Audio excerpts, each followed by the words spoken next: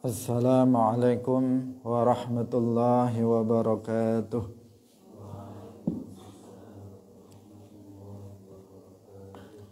Alhamdulillahi rabbil alamin.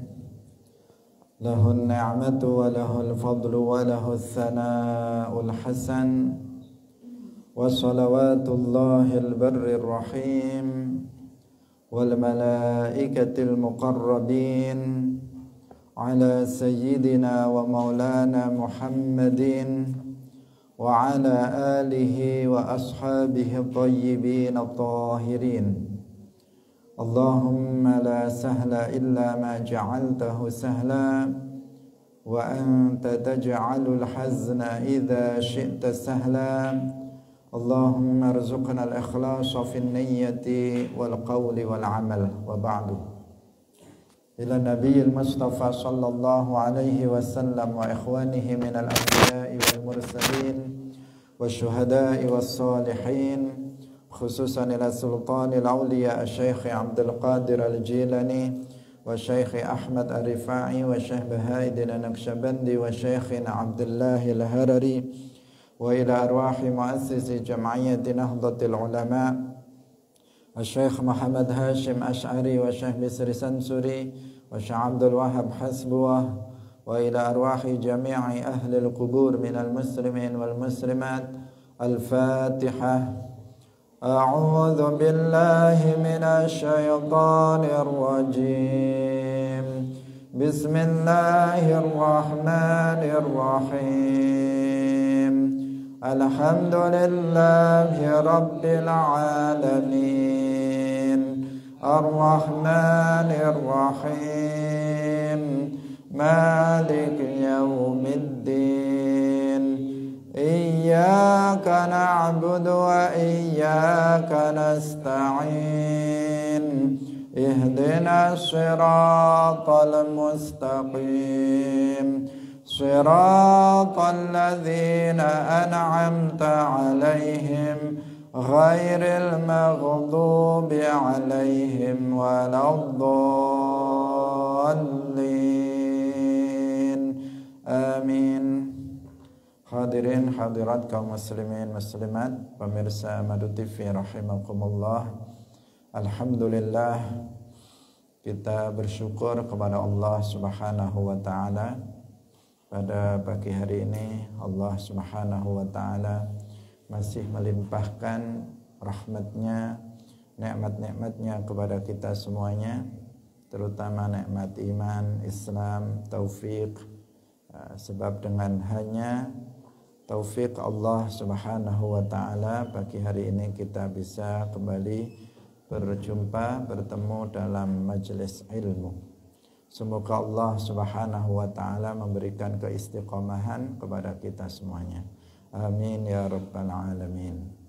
Salawat dan salam semoga tetap tercurahkan kepada Nabi Agung, makhluk yang termulia, yaitu Nabi Muhammad sallallahu alaihi wasallam, para sahabatnya, keluarganya, serta seluruh umat Islam yang mengikuti beliau ila yaumil qiyamah. Hadirin rahimakumullah. Pada pagi hari ini kita masih melanjutkan membaca hadis tentang masalah khusyuk di dalam sholat. Ada dua hadis yang belum kita baca di bawah bab ini. Mari kita memulainya dengan mengikhlaskan niat kita masing-masing lillahi ta'ala. Qala al-muallif rahimahullah wa an Jabir bin Samurah radhiyallahu ta'ala anhu qala qala Rasulullah sallallahu alaihi wasallam qala wasdawuh sapa Rasulullah sallallahu alaihi wasallam la yantahiyanna yakti becik nglereni temenanan sapa kaumun kaum yarfa'una ngangkat sapa kaum absarahum ing pira-pira peningale kaum ila samai maring langit fis sholati ing dalam salat aula tarji'u utawa ora bali apa absarahum ilaihim maring kaum. Rawahu Muslimun. Rasulullah bersabda, hendaknya suatu kaum itu menghentikan perbuatan mengangkat penglihatan ke langit di dalam sholat, atau kalau tidak maka penglihatannya tidak akan kembali kepada mereka. Hadirin rahimakumullah, tata cara sholat agar kita bisa menghadirkan khusyuk dalam hati kita ketika sholat, maka pandangan kita seperti yang kemarin kita katakan, pandangan mata kita adalah ke tempat sujud kita. Itu dalam mazhab Syafi'i. Atau mengarah ke arah depan dalam mazhab Maliki. Gak ada satupun ulama yang kemudian menganjurkan untuk melihat ke atas.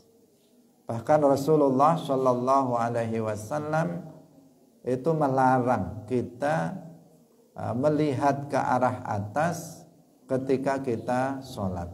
Jadi as-sama di situ yang dimaksud adalah asyai al-murtafi, asyai al-murtafi anka fauqa ra'sika, sesuatu yang tinggi, sesuatu yang berada di atas kepala kita, itu yang disebut dengan langit di sini yang dimaksud. Bukan langit yang langit yang sebenarnya, yang dari sini untuk sampai ke sana jaraknya 500 tahun perjalanan, bukan langit itu. Tetapi yang dimaksud adalah mengarahkan pandangan ke arah atas. Jadi kalau dia sholat kemudian dia lihat ke atas, ini hukumnya makruh. Sekedar seseorang melihat, mengarahkan pandangannya ke atas ketika sholat, hukumnya makruh. Mungkin sambil lihat jejak di atas misalnya, atau lihat sesuatu yang ada di atas, itu hukumnya adalah makruh. Dan itu akan berpengaruh kepada kekhusyuan di dalam sholat. Untuk membantu kekhusyuan, maka pandangan kita arahkan ke tempat sujud. Bahkan dikatakan di sini aula tarji'u ilaihim, atau dia ingin matanya nggak kembali lagi, artinya dia menjadi buta karena itu. Hadirin rahimakumullah, jadi ini untuk menunjukkan bahwa betul-betul kita kalau sholat itu jangan mengarahkan pandangan kita ke arah langit atau ke arah atas, ya, secara khusus itu ke arah atas. Tidak sampai haram dan tidak sampai sholatnya batal, tetapi hukumnya adalah makruh yang hendaknya kita menghindarinya. Dan ini juga menunjukkan bahwa Allah itu tidak berada di arah atas. Bahkan Allah Subhanahu wa ta'ala ada tanpa arah. La tahwihi al-jihadus sittu, sebagaimana dikatakan oleh Al-Imam Abu Ja'far At-Tahawi, bahwasanya Allah itu la tahwihi al-jihadus sittu. Allah itu tidak diliputi oleh arah yang 6. Arah yang 6 itu atas, bawah, kanan, kiri, depan, belakang. Itu arah yang 6. Allah itu tidak berada di salah satu dari arah yang 6 dan tidak berada di semua arah. Tidak dikatakan Allah di atas, tidak dikatakan Allah di bawah, tidak dikatakan Allah di depan, di belakang, di kanan dan di kiri. Juga tidak dikatakan Allah ada di semua arah. Tidak dikatakan seperti itu, dan itu bukan akidah Ahlus Sunnah wal Jamaah. Akidah Islam Ahlus Sunnah wal Jamaah mengajarkan bahwa Allah ada tanpa arah. Juga tidak berada di arah atas sebagaimana dikatakan oleh orang Wahabi yang mengatakan Allah ada di arah atas. Dan itu adalah sebuah penyimpangan dalam akidah yang harus diwaspadai. Seandainya Allah itu berada di arah atas, tentunya kita tidak dilarang untuk mengarahkan pandangan mata kita ke langit jika ketika kita sholat. Tetapi nyatanya Nabi melarang kita untuk mengarahkan pandangan kita ke langit di saat kita sholat. Larangannya adalah larangan makruh. Walahu an Aisyah qalat sami'tu Rasulullah sallallahu alaihi wasallam. Qalat sedawu sapa Aisyah, sami'tu was ngrungu sapa ingsun Rasulullah ing Rasulullah sallallahu alaihi wasallam yaqul. Sayyidah Aisyah ini salah satu istri Rasulullah sallallahu alaihi wasallam yang paling dicintai oleh Rasulullah setelah Khadijah. Dan Sayyidah Aisyah radhiyallahu anha salah satu sahabat perempuan istri Nabi juga yang paling banyak meriwayatkan hadis dari kalangan perempuan, Sayyidah Aisyah. Dan beliau adalah a'lamun nisa. Beliau adalah perempuan yang paling alim, perempuan yang paling luas ilmunya. Sampai sekarang tidak ada yang bisa menandingi keunggulan dari ilmu Sayyidah Aisyah radhiyallahu anha. Banyak hadis yang diriwayatkan dari Sayyidah Aisyah radhiyallahu anha. Beliau sangat cerdas dan sangat luas ilmunya. Beliau mengatakan dalam hadis ini, sami'tu wis ngrungu sapa ingsun Rasulullah sallallahu alaihi wasallam yaqul, la salata ora ana salat sampurna iku maujud bi hadrati ta'amin ing dalem ngarepe panganan, wala lan ora wa huwa lan utawi wong iku yudafi'uhu nolak ing wong apa al akhbathani uyuh lan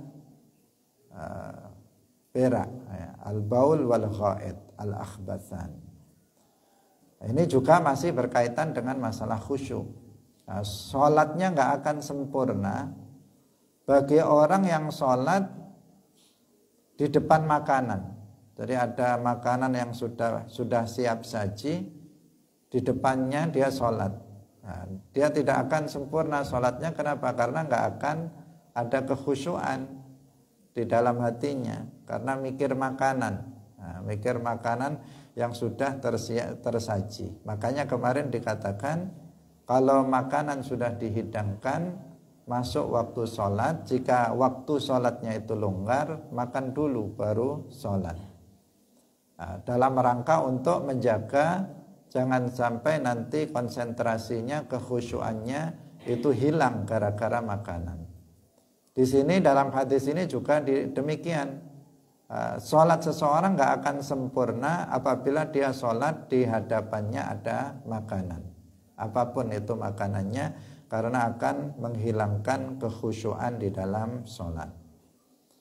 Walahu, apalagi pas di depannya makanannya, terhidang di depannya, dia sholat di sini. Maka hampir semua kita, meskipun nggak semuanya, itu akan akan terpengaruh oleh makanan tersebut. Berbeda dengan para sholihin zaman dahulu yang terkadang mereka itu tidak terpengaruh oleh hal-hal yang seperti ini.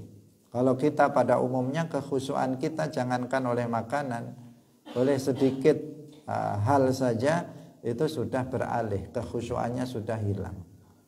Sedikit misalnya ada nyamuk, misalnya ada nyamuk yang menggigit, itu saja kita sudah hilang kekhusyuannya. Ada orang lewat sudah hilang kekhusyuannya. Apalagi ada makanan di depan yang enak-enak lagi, maka itu akan menghilangkan kekhusyuan. Jangan dilakukan. Kalau orang-orang soleh para aulia zaman dahulu banyak yang nggak terpengaruh. Bahkan As-Sajjad Zainul Abidin radhiyallahu anhu dikatakan As-Sajjad orang yang paling banyak sujudnya, yakni orang yang paling banyak sholatnya. Karena beliau dalam sehari semalam sholat sunnah tidak kurang dari 1000 rakaat.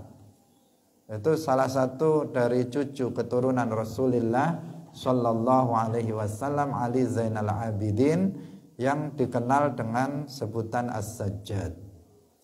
Dan beliau dikenal dengan kekhusyuannya yang tingkat tinggi. Pernah suatu ketika beliau sedang sholat, rumahnya terbakar. Rumahnya terbakar. Beliau sedang sholat. Beliau tetap dalam sholatnya. Beliau tidak membatalkan sholatnya. Padahal kalau membatalkan sholat, boleh apa enggak? Boleh liddarurah, karena darurat kemarin untuk menolak bahaya, menolak mati karena nanti akan terbakar badannya dan akan mati. Seseorang boleh menyelamatkan diri dan membatalkan sholatnya. Tetapi beliau tetap sholat meskipun rumah beliau itu kebakaran. Bahkan sampai rumahnya itu habis, beliau tetap dalam sholatnya. Karena beliau seorang wali, karomahnya nggak terbakar oleh api. Beliau tetap sholat. Para tetangganya sudah berteriak-teriak kebakaran, beliau tetap sholat. Begitu beliau mengucapkan salam sebagai tanda bahwa sholatnya berakhir, sudah rata dengan tanah rumahnya, sudah terbakar seluruhnya. Ketika beliau ditanya kenapa tadi tidak segera menyelamatkan diri, beliau mengatakan syughiltu binaril akhirah min narid dunya. Aku disibukkan memikirkan api yang ada di akhirat, neraka yang ada, api neraka di akhirat, sehingga saya terlupa dengan api yang ada di dunia. Jadi karena mikir akhirat, karena kekhusyuannya yang luar biasa, sehingga kemudian beliau melupakan api yang di dunia ini. Itu gambaran bagaimana khusyuknya seseorang. Api membakar pun dia tidak menyadarinya, sementara kita ada nyamuk menggigit, itu saja sudah hilang semua konsentrasi dan kekhusyuan. Bahkan dikatakan bahwa As-Sajjad Zainul Abidin rahimahullah, dikatakan anak-anaknya itu sudah mengerti bagaimana sholatnya As-Sajjad Zainul Abidin ini. Sehingga kalau sang ayah ini sholat, mereka tahu bahwa ayahnya nggak akan dengar sesuatu pun. Sehingga anak-anaknya ini ketika beliau belum sholat, belum memulai sholatnya, mereka diam. Ketika ayahnya ini memulai sholat, mereka teriak-teriak, mereka bebas. Bukan sebaliknya. Kalau ayahnya sudah mulai sholat, mereka teriak-teriak, mereka main-main, mereka bebas. Begitu ayahnya nanti salam, mengakhiri sholatnya, mereka diam lagi. Sehingga ayahnya tahunya bahwa anaknya pendiam. Kenapa? Karena nggak menyadari. Ketika sholat hanya fokus terhadap kekhusyuk, pengagungan kepada Allah Subhanahu Wa Taala di dalam hati, sehingga tidak terfikirkan oleh hal-hal yang lain, sampai suara yang di sekitarnya pun itu terabaikan. Itu gambaran bagaimana kekhusyuan para salaf pada masa yang lalu dari para sholihin dan para aulia. Sungguh luar biasa. Sebagian dari para salaf itu ada juga yang mereka ketika berperang kemudian terkena panah. Panah itu kalau dicabut itu kan sangat sakit. Maka kemudian beliau meminta, nanti kalau saya sedang sholat cabutlah. Kalau saya sedang sholat maka cabutlah. Maka beliau sholat, kemudian anak panah itu dicabut dan beliau tidak merasakan apa-apa. Kenapa? Karena sedang khusyuk dalam sholatnya. Semuanya fokus pada pengagungan kepada Allah Subhanahu wa ta'ala.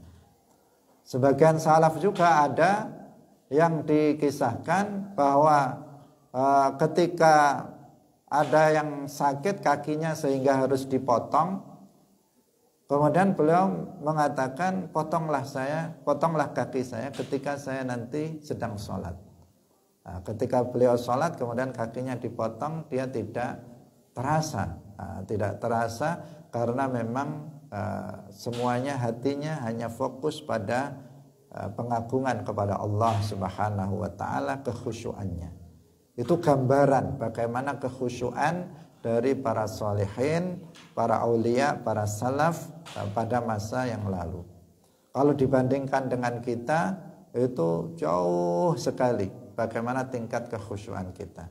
Kita khusyuk kadang hanya beberapa menit atau mungkin hanya beberapa detik, tidak sampai beberapa menit. Setelah itu apa? Setelah itu sudah lupa, banyak yang difikirkan. Kadang sholat itu apa? Mikir hutang, mikir anak, mikir masalah, mikir macam-macam, mikir sawah, mikir toko, mikir macam-macam yang difikirkan ketika sholat. Nah, bahkan sebagian orang ketika sebelum sholat kuncinya hilang atau dompetnya lupa ditaruh mana, ketika sholat ingat, oh iya tadi di atas meja dan seterusnya. Ini apa? Itu menunjukkan bahwa setan itu memang selalu berusaha untuk mengganggu manusia, termasuk mengalihkan kekhusyuan manusia di dalam sholatnya. Karena pentingnya khusyuk ini di dalam sholat, karena akan menyempurnakan pahala sholat yang kita lakukan. Wala wa huwa yudafi'uhu al-akhbathan. Kemudian kalau kita sholat itu jangan menahan kencing atau berak. Kalau kebelet misalnya kencing dulu. Kalau mau sholat misalnya udah kebelet kencing atau kebelet berak, kencing atau berak dulu. Jangan nekat sambil menahan. Udah sholat sambil nahan-nahan, kira-kira khusyuk nggak itu? Jelas nggak khusyuk itu. Udah nggak tahan, dia sudah di pintu misalnya beraknya atau kencingnya, itu akan mengganggu kekhusyuan kita dalam sholat. Maka kalau memang waktunya masih cukup, kemudian kebelet misalnya, maka segera untuk dibuang dulu, buang hajat dulu, kencing dulu, berak dulu, baru kemudian wudhu dan sholat. Maka sholatnya akan tenang.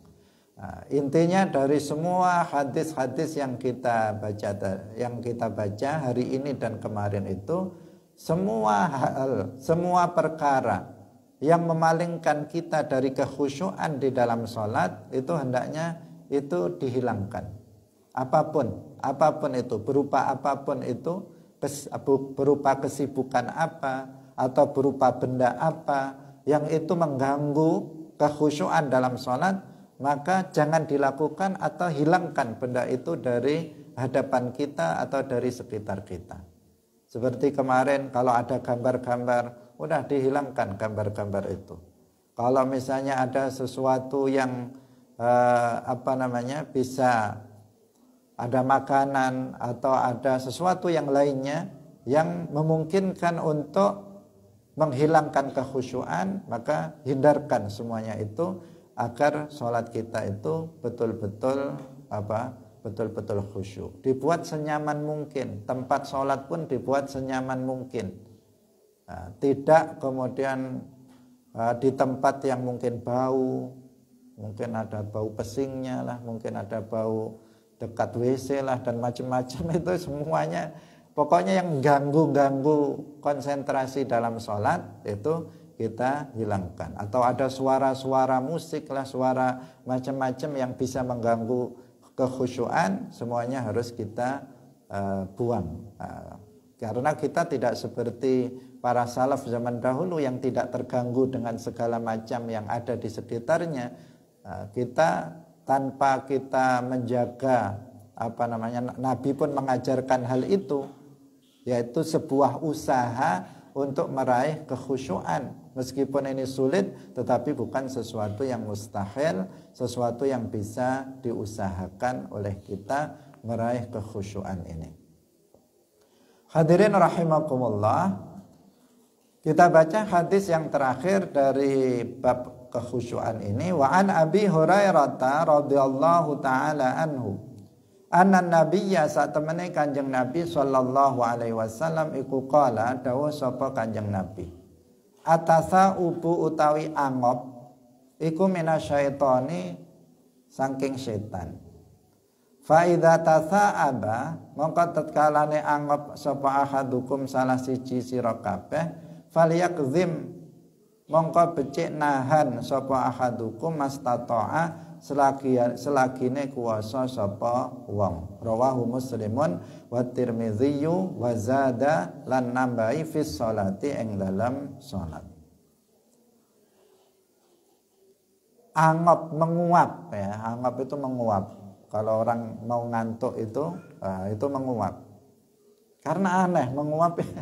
Ini menguap ini kadang aneh.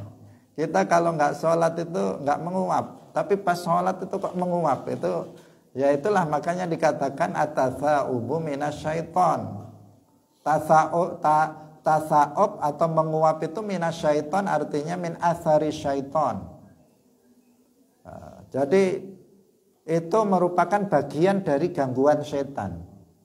Kadang kita nggak ngantuk, tapi menguap juga waktu sholat.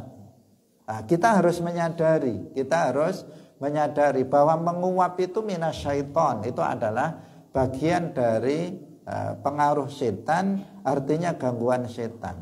Maka Nabi bersabda, jika salah seorang kalian itu mau menguap, tahanlah semampu mungkin. Artinya jangan dibuka mulutnya jangan dibuka, tahan agar tidak menguap. Kenapa? Kalau menguap nanti setan itu masuk. Setan akan masuk ke dalam, kemudian dia akan tertawa di dalam sini.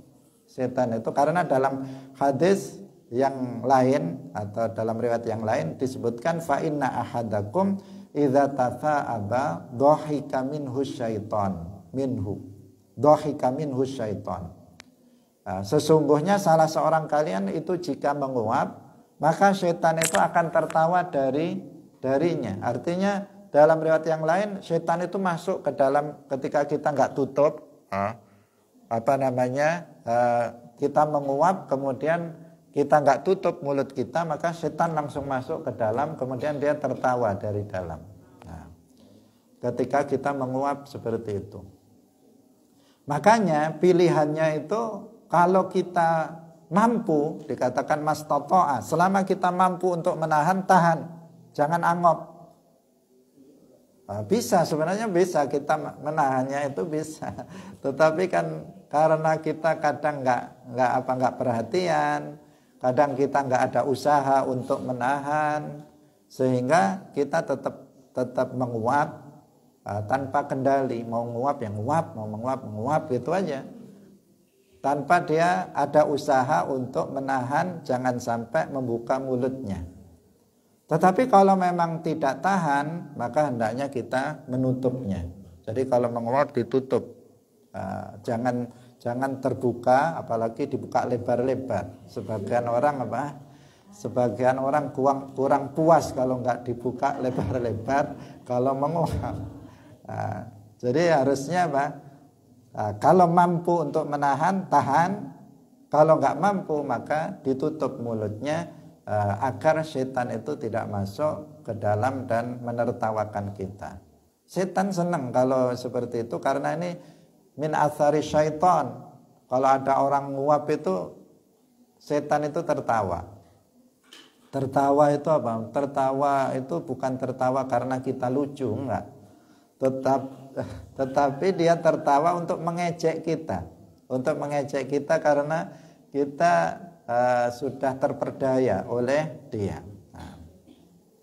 Jadi dalam hadis ini disebutkan ada wazada fis shalah, bahwa menguap itu adalah bagian dari godaan setan. Jika salah seorang kalian itu menguap di dalam sholat, falyakzim mastata'a, maka tahanlah semampu mungkin, jangan sampai buka mulutnya, semampu mungkin. Karena di sini jelas akan mempengaruhi kekhusyuan kita dalam sholat. Kalau sudah menguap berkali-kali, udah ini udah nggak khusyuk ini. Nah,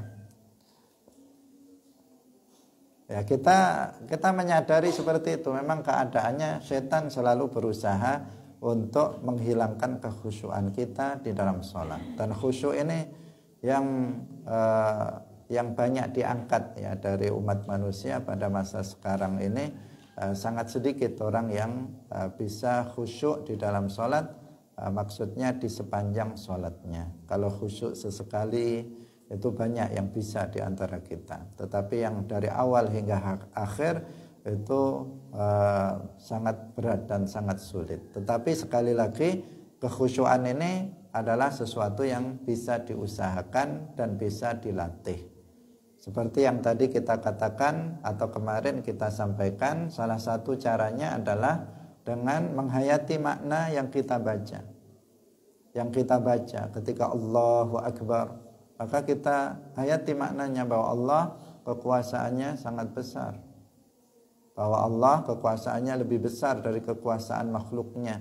Kekuasaan makhluk itu adalah pemberian dari Allah Subhanahu wa ta'ala.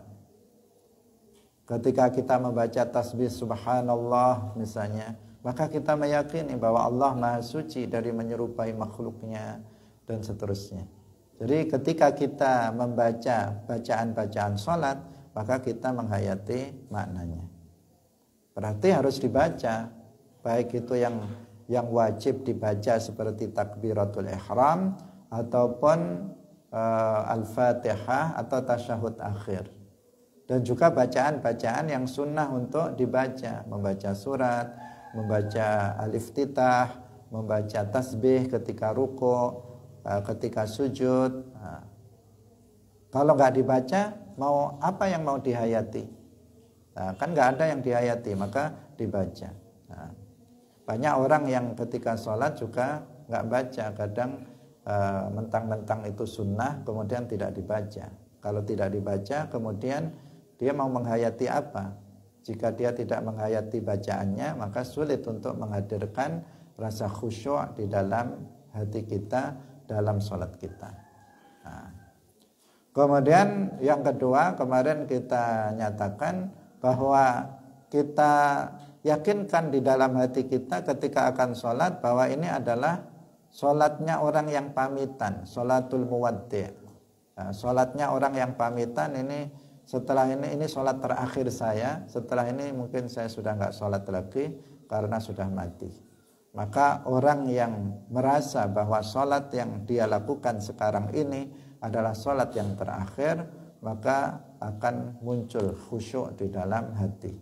Karena khusyuk itu nanti akan muncul dengan disebabkan takut terhadap azab Allah atau disebabkan oleh rasa cinta kepada Allah. Maka kemudian akan muncul pengagungan kepada Allah Subhanahu wa ta'ala di dalam hati yang disebut dengan khusyuk.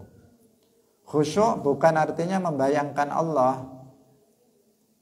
Khusyuk artinya bukan mengkhayalkan Allah.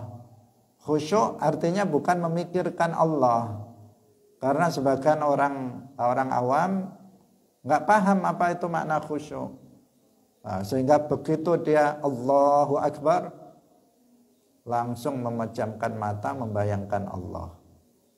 Terlihat kelemun, dikira itu adalah Allah.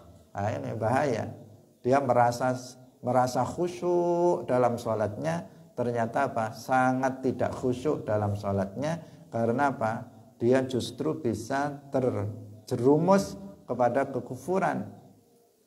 Karena seseorang yang meyakini Allah itu berupa benda, berupa berupa gambar, berupa bayangan, maka dia akan jatuh kepada kekufuran. Setiap sesuatu yang ada dalam hati kita, apa yang ada dalam pikiran kita, apa yang ada dalam khayalan kita, apa yang ada dalam bayangan kita, itu semuanya adalah benda yang berada pada tempat dan arah. Dipastikan seperti itu. Coba kamu berpikir tentang apapun, pasti itu berupa benda, ada kalanya benda kasif, ada kalanya benda latif, pasti dia berada pada tempat, pasti dia berada pada tempat. Maka sekuat apapun kita menghayal, sekuat apapun kita berpikir, sekuat apapun kita membayangkan sesuatu, maka hasilnya adalah benda yang berada pada tempat dan arah. Sementara Allah itu bukan benda, Allah itu ada tanpa tempat dan tanpa arah. Maka Allah tidak bisa dibayangkan, Allah tidak bisa difikirkan. La tudrikuhul uqul. Allah itu tidak terjangkau oleh akal manusia, karena dia bukan benda dan tidak bersifatan dengan sifat benda, sehingga sama sekali tidak bisa dibayangkan dan difikirkan. Sehingga Al-Imam Ahmad bin Hanbal dan Al-Imam Zunnun Al-Misri, beliau membuat sebuah kaidah yang penting untuk kita pegang. Beliau mengatakan, mahma tasawwarta bibalika fallahu bi khilafi dzalika. Mahma tasawwarta, apapun yang tergambar dalam benak kamu, dalam hati kamu tentang Allah, fallahu bi khilafi dzalika, maka Allah itu berbeda dengan itu. Pokoknya kalau tiba-tiba terbersit dalam hati kita tentang Allah, yakini Allah nggak kayak begitu. Karena yang terbersit dalam hati kita, yang tergambar dalam diri kita tentang Allah, itu pasti salah. Karena yang tergambar dalam hati kita tentang Allah pasti berupa benda, sementara Allah bukan benda. Maka yakini Allah tidak seperti apa yang tergambar dalam benak kita, dalam hati kita. Itu kunci untuk selamat dari kekufuran, yaitu penserupaan Allah dengan makhluknya. Nah, ini sesuatu hal yang penting untuk diingatkan ya. Karena banyak orang yang dengan dalih khusyuk, menginginkan khusyuk di dalam sholatnya, tetapi kemudian dia justru jatuh kepada kekufuran karena dia membayangkan dan menggambarkan Allah di dalam sholatnya. Khusyuk bukan menggambarkan Allah. Khusyuk itu bukan membayangkan Allah, tetapi khusyuk artinya menghadirkan rasa pengagungan kepada Allah di dalam hati kita. Dalam hati kita penuh pengagungan kepada Allah Subhanahu wa ta'ala. Itu yang disebut khusyuk. Bukan membayangkan atau menggambarkan Allah Subhanahu wa ta'ala, yang itu justru bagian dari kekufuran. Hadirin rahimakumullah, ini perlu sekali diingatkan ke banyak orang, karena ketika kita menjelaskan hal yang seperti ini, kemudian banyak orang yang kemudian ternyata gitu. Selama ini dia kalau berusaha khusyuk dengan cara berusaha mikir Allah, berusaha untuk membayangkan Allah. Ini sangat berbahaya sekali jika itu terjadi pada seseorang. Babul masajid. Kita lanjutkan pada bab berikutnya. Babul masajid utawi iki iku bab nerangaken pira-pira masjid. Ana Aisyah radhiyallahu taala anha qalat wasdawu sapa Aisyah, amara was perintah sapa Rasulullah sallallahu alaihi wasallam bibina'il masajidi, kelawan bangun masjid, fidduri ing dalem pira-pira omah, artinya kampung yang ada beberapa rumah, wa antunazzafa lan yantaden resii apa al masajid, wa tutayyaba lan den awai wangi-wangian apa al masajid. Rawahu Ahmad wa Abu Dawud wa Tirmidzi wa sahhaha irsalahu. Sayyidah Aisyah radhiyallahu taala mengatakan Rasulullah shallallahu alaihi wasallam memerintahkan untuk membangun masjid fidduri, bukan di Duri Riau sana, bukan. Fidduri di sini artinya adalah jamaknya dari dar. Nah, dar itu asalnya ya rumah, tetapi beda dengan bait. Dar itu beda. Rumah di sini dijamakkan artinya sekumpulan di suatu daerah ada rumah, maka bangunlah masjid di situ. Maksudnya begitu. Nanti di sana ada rumah, bangun masjid di situ dalam rangka untuk mewujudkan syiar jamaah. Karena di dalam Islam, dalam mazhab Syafi'i dikatakan bahwa sholat jamaah itu fardu kifayah. Nah, fardu kifayahnya itu bukan satu kampung begitu secara mutlak, tetapi fardu kifayah dalam jangka atau dalam ukuran suatu daerah yang di situ telah ada syiar jamaah. Jadi kalau dalam satu dusun atau satu desa, misalnya dusunnya luas, di sini didirikan masjid. Kemudian syiarnya hanya sampai misalnya 500 meter. Maka setelah 500 meter harus ada masjid atau mushola lagi, jamaah lagi di sana. Setelah 500 meter lagi misalnya sudah habis lagi syiar jamaahnya. Sekira orang itu sudah berat untuk datang ke masjid karena merasa jauh, maka di sana didirikan jamaah lagi. Itu tentang wajib kifayahnya atau fardu kifayahnya sholat jamaah itu berbeda dengan fardu kifayahnya mengurus jenazah. Kalau mengurus jenazah meskipun satu orang saja dalam satu kampung atau satu desa atau satu kecamatan misalnya sudah ada yang ngurus satu saja, satu orang saja, itu yang lain sudah nggak berdosa. Tetapi kalau jamaah ini berkaitan dengan syiarnya, syiar jamaahnya, sehingga fardu kifayahnya itu lingkupnya itu adalah lingkup terjangkaunya jamaah atau terjangkaunya syiar jamaah itu. Jika syiarnya sudah hilang, maka di sana wajib didirikan jamaah lagi, begitu seterusnya.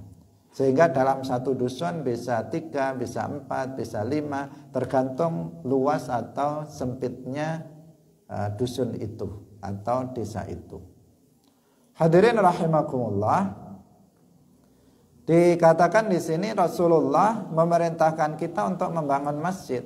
Dan membangun masjid ini bagian dari apa? Shadaqah jariyah. Shadaqah jariyah itu adalah shadaqah yang pahalanya akan tetap mengalir meskipun kita sudah mati. Pahalanya akan tetap mengalir. Selama masjid itu digunakan untuk sholat, maka pahalanya akan tetap mengalir meskipun kita sudah berada di dalam kuburan. Sudah mati, pahalanya akan tetap mengalir. Masjidnya pakai sholat lagi, pahalanya datang lagi. Masjidnya dipakai sholat, dia pahalanya akan tetap mengalir. Itu namanya shadaqah jariyah. Termasuk untuk membangun pondok pesantren itu juga bagian dari shadaqah jariyah. Atau membangun madrasah itu bagian dari shadaqah jariyah. Yaitu shadaqah yang pahalanya akan tetap mengalir selama masjid atau mushola atau pondok pesantren atau madrasah itu masih dipakai, maka dia akan mendapatkan bagian pahalanya meskipun dia sudah meninggal dunia. Itu yang disebut shadaqah jariyah. Maka kita hendaknya membangun masjid meskipun tidak seutuhnya.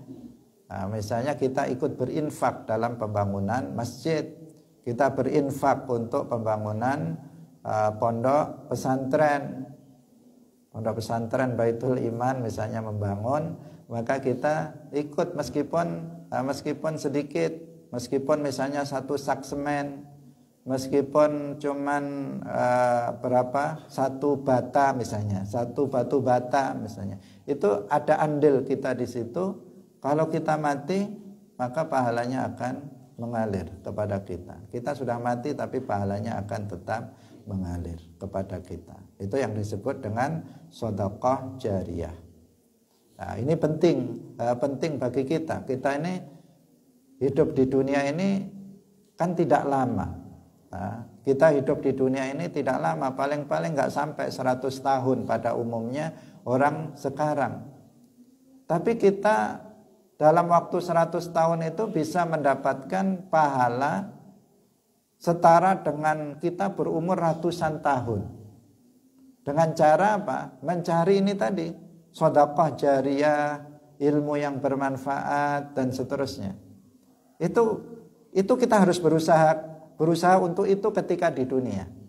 Kalau kita cuma mengandalkan hal-hal yang pahalanya itu terbatas di masa hidup kita, misalnya kita baca Quran. Kalau kita sudah mati udah nggak bisa baca Quran lagi, nggak akan dapat pahala bacaan Quran. Kalau kita misalnya sholat, kita puasa, begitu kita mati, ya udah putus. Idza mata ibnu Adam inqata'a amaluhu. Kita udah nggak bisa lagi mendapatkan pahala dari pahala puasa, pahala zakat, pahala baca Quran, pahala itu sudah kita nggak bisa dapat lagi. Beda kalau kita di masa hidup, gimana saya nanti meskipun saya mati tapi saya masih dapat pahala terus. Salah satunya dengan sedekah jariyah, membangun masjid, membangun pondok pesantren, membangun madrasah dan seterusnya untuk kemaslahatan dakwah, maka itu akan menjadi sedekah jariyah. Atau ilmu yang diajarkan kepada orang lain.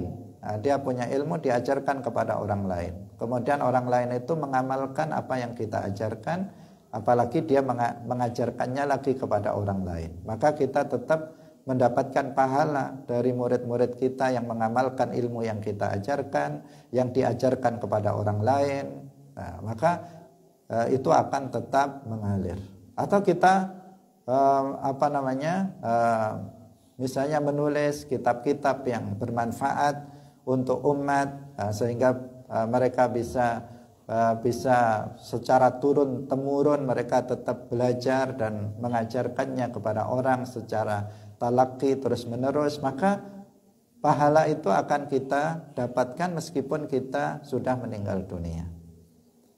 Atau misalnya anak saleh yang mendoakan, itu 3 hal yang nanti pahalanya tidak akan berhenti saat kita meninggal dunia, tetapi sampai kita mati dia akan tetap mengalir kepada kita. Kalau kita punya anak soleh misalnya, dia sedekah, anak soleh itu dia sedekah, kemudian mengatakan ini sedekah saya atasnamakan bapak saya, dapat pahala.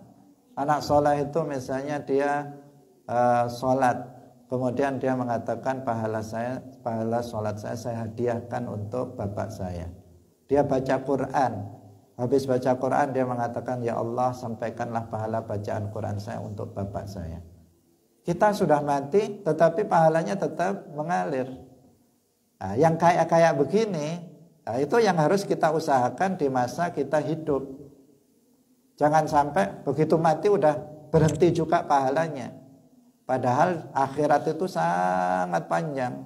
Kita membutuhkan pahala yang panjangnya sampai nggak ada akhirnya. Akhirat itu saking panjangnya nggak ada akhirnya. Sehingga kita membutuhkan pahala yang sebanyak-banyaknya. Karena pahala inilah yang nanti akan menambah kebahagiaan dan kesenangan kita di akhirat nanti. Nah, kalau pahala kita tetap berjalan sepanjang hidup, kita sudah bayangkan misalnya Rasulullah Shallallahu Alaihi Wasallam, Al-Imam Syafi'i, bagaimana ilmunya tetap menyebar di seluruh dunia. Beliau terus akan mendapatkan pahala tanpa henti. Apalagi Rasulullah Shallallahu Alaihi Wasallam, meskipun kewafatan beliau sudah 1000 tahun lebih, tetapi pahala tetap saja mengalir kepada beliau. Nah, inilah yang harus kita usahakan dalam kehidupan yang singkat ini. Kalau kita hanya mengandalkan amal yang pendek, yang bukan jariyah pahalanya, maka begitu mati udah nggak ada lagi pahala yang mengalir, nggak ada lagi tambahan pahala yang bisa kita dapatkan. Nah, ini terkadang hilang dari pemikiran sebagian orang, sehingga mereka enggan untuk melakukan hal-hal yang bernilai yang jariyah tadi. 3 hal yang disebutkan di dalam hadis itu mana yang kita bisa mampu, mana yang bisa mampu. Kalau bisa tiga-tiganya itu ada pada diri kita. Kita sedekah jariyah, kita punya ilmu yang bermanfaat yang kita amalkan dan kita ajarkan kepada orang lain. Kemudian kita juga yang ketiga memiliki anak-anak yang soleh yang mau berdoa untuk kita, yang memberikan pahalanya, menghadiahkan pahala amal soleh yang mereka lakukan untuk kita meskipun kita sudah meninggal dunia. Nah, hadirin rahimakumullah, di sini membangun masjid. Kita tadi bicara tentang membangun masjid, ini bagian dari sedekah jariyah dan Nabi memerintahkan kita untuk membangun masjid. Jadi kalau di sini misalnya sudah nggak ada syiar jamaah lagi, kita diperintahkan untuk membangun masjid di sini. Nanti di sana sudah nggak ada syiar lagi, kita bangun masjid di sana dan seterusnya. Tetapi kuncinya membangun masjid dan semua amal yang kita lakukan harus lillahi ta'ala. Kalau tidak lillahi ta'ala, biar dilihat oleh orang bahwa dia itu membangun masjid, biar dipuji oleh orang, ya tentu saja tidak dapat pahala, jariyah pun tidak dapat. Semuanya pahala itu didapatkan apabila dilakukan lillahi ta'ala. Wa antunazzafa wa tutayyaba, kemudian hendaknya masjid itu dibersihkan dan diberi wewangian. Ini adalah bagian dari ta'zimul masajid, mengagungkan masjid. Nah, al-masjid itu min sya'airillah. Masjid itu adalah bagian dari syiar Allah yang kita wajib untuk memuliakannya. Di dalam Al-Quran disebutkan zalika wa may yu'azzim sya'airallah fa innaha min taqwal qulub. Jadi kita diperintahkan untuk mengagungkan syiar-syiar Islam. Melecehkan, menghina syiar-syiar Islam adalah salah satu bentuk kekufuran. Maka wajib bagi kita untuk mengagungkan syiar Islam. Masjid adalah salah satu syiar Islam, sehingga masjid gak boleh dikotori, baik dengan kotoran yang suci mau apalagi dengan kotoran yang najis. Harus dibersihkan masjid dari segala macam kotoran. Kemudian juga kalau perlu diberi wewangian, seperti yang dilakukan oleh Sayyiduna Umar bin Khattab radhiyallahu anhu. Ketika beliau menjadi khalifah, Masjid Nabawi seminggu sekali diberikan bakhur untuk sebagai wewangian. Jadi bakhur semacam kemenyan, tetapi bukan menyan Jawa, menyan Arab. Namanya bakhur, itu dinyalakan yang itu nanti akan membuat ruangan masjid itu menjadi wangi. Itu dilakukan oleh Sayyiduna Umar bin Khattab setiap minggu, setiap hari Jumat dilakukan itu untuk mengagungkan masjid. Dicontohkan. Kita pun dianjurkan juga melakukan hal yang sama dalam rangka untuk mengagungkan masjid. Wa antunazzafa wa tutayyaba. Rawahu Ahmad wa Abu Dawud wa Tirmidzi wa sahhaha irsalahu. Hadirin rahimakumullah, demikian pengajian kita pada pagi hari ini. Semoga bermanfaat bagi kita semuanya. Barakallahu fikum, wallahul muwaffiq ila aqwamit thariq. Wassalamualaikum warahmatullahi wabarakatuh.